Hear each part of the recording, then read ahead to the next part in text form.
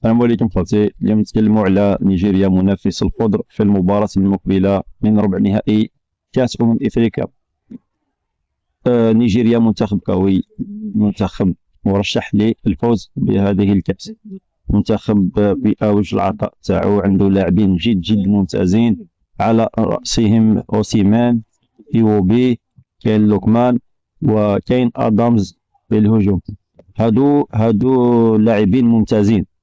بالنسبة لوسط ميدانهم إيوبي، ريجيستا لاعب الارتكاز، لاعب جد جد ممتاز، هو اللي كسر اللعب، هو اللي خرج بالكرة.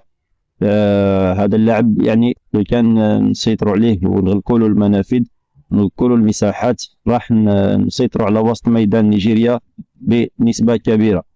أما فيما يخص هجوم نيجيريا، فهو في الغالب او 95% من هجمات نيجيريا راح تكون على الاطراف. عندهم لوكمان سريع منا، وعندهم ادم سريع، وكما نعرف جميعا ان اوسيمان لاعب ممتاز في العرضيات وفي الضربات الرأسية، لاعب كناص، لاعب هداف.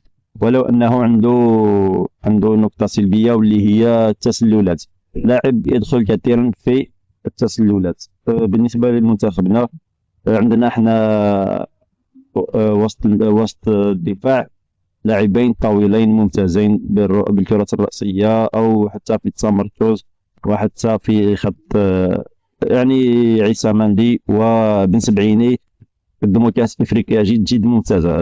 الشيء الذي تخوفنا منه في بداية الدورة وعن عدم تفاهم الدفاع، يعني هذا المشكل تخطيناه تكتيكيا بشكل جد جد جيد. لاعبين على بالهم واش راهم يخدموا، راهم ممتازين. آه وسط الميدان نفس الشيء، راه في فورمة جيدة، وحتى تكتيكيا رانا ممتازين في وسط الدفاع. بن ناصر، حتى بن ناصر عنده بديله الجاهز عبد اللي الذي كان في المستوى المباراة السابقة ضد الكونغو. عندنا وحتى زروكي يعني حتى هو دخل في المنظومة. الشيء اللي لاحظناه في هذه التشكيلة وبقية مدرب بيتكوفيتش أنهم يعرفون أدوارهم جيدا، لاعبون أذكياء. مدرب محنك يعرف كيف يوصل للاعبين ما يجب فعله دفاعيا وهجوميا. بالنسبة للهجوم، رأينا عمورة، نعم كان سريع لكنه في الإنهاء